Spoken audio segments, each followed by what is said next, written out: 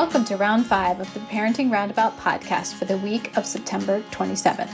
I'm Catherine Haleko, and I'm here with Terry Morrow. Hello. I'm Nicole Eridix. Hello. Today we're taking a break from talking and complaining and obsessing, and instead shouting out things other people are doing that we think you'll find as useful or enjoyable as we do. We call this our Roundabout Roundup. And I'm going to shout out today an organization called Team Rubicon. This is a charitable organization that I've donated to in the past, and it was founded by veterans, and the volunteers for it are all veterans, and they go and help people in crises like after a natural disaster. They currently are working in Texas and Louisiana. They are helping with Afghan refugees that are being resettled.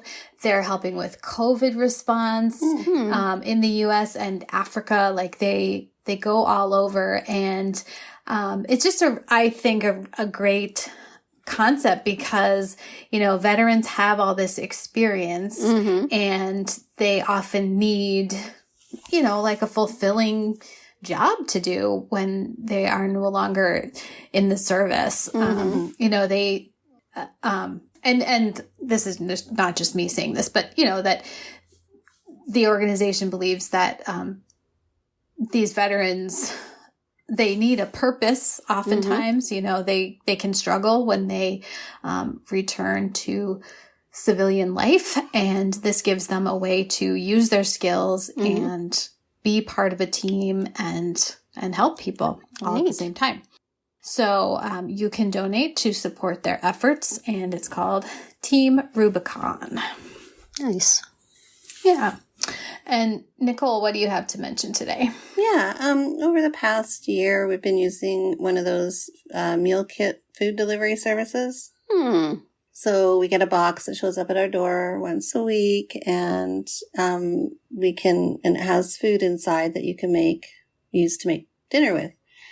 So, and there's like many different ones out there. I've tried several of them. The one that I've kind of settled on has been Gobble. So like Gobble, Gobble.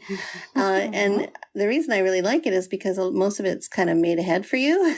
You just kind of have to throw everything in a pan or a pot. Plus, it's really tasty. So, and it's very reasonably priced, and it just really comes in handy. And now that my kids are not living with us, it's just my husband and I, it just kind of makes life so much easier. I mean, it did when the kids were around too, but I was constantly trying to figure out, meals for their different palates and what they liked and what they didn't like. And so, now it's just, I can just pick meals for my husband and I. And yeah, it definitely has been a huge benefit, at least to my household, because I don't like to cook.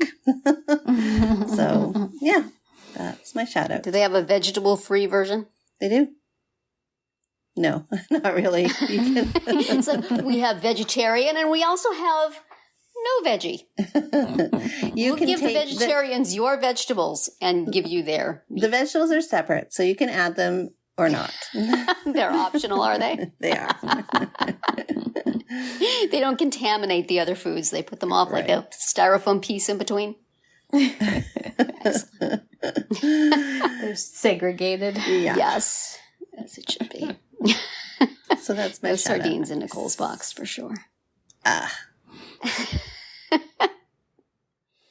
How about you, Terry? What are you going to share this week? Well, I've already shared once before about the Opera web browser, which I am still very much enjoying and apparently still discovering things about. Because the other day, I happened to notice that up across, on top of the bookmark bar, right by where the web addresses go and stuff, there were some little symbols, and one of them was a camera. And I thought, wonder what that is. And what it is if you click it, you get an option to take a screenshot of the full screen, save page as PDF, or crop. And you can just select something on your page, crop it, and then it says copy and close.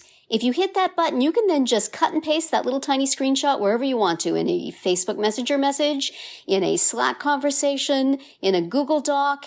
It is a miracle. It is so cool because for so long, I mean, I know how to take a screenshot on Mac. There's a key combination, and then you go find it on your desktop, and then you open it, and then you crop it in the PDF program, and then you download it again, and then you upload it to wherever you want to. And it's like, it has to be pretty important for me to want to go through all these steps. This is just, it's just like highlighting something, cutting and pasting it.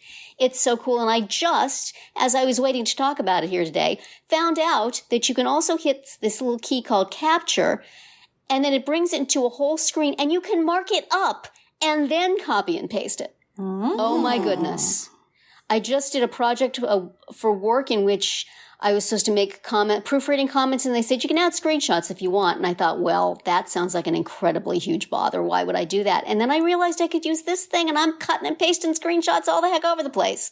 So I don't know if they have this in other browsers. You might look around or Google to see if your browser has it. But if not, just have the Opera browser for times when you want to cut and paste screenshots, man, because it is the coolest. I highly recommend it. Nice. It's made it so easy to, distribute little pieces of screenshots. Yeah. Super easily.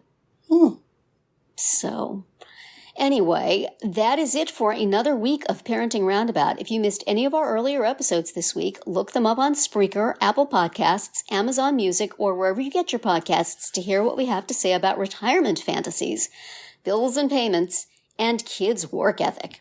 You can also find all our episodes at parentingroundabout.com and talk back in the comments there, on our Facebook page, or on Twitter, where you'll find us at Roundabout Chat. And please visit our Amazon shop at amazon.com/shop/mamitude, where you can find links to a lot of the things we talk about. Have a great weekend, and see you back here on Monday.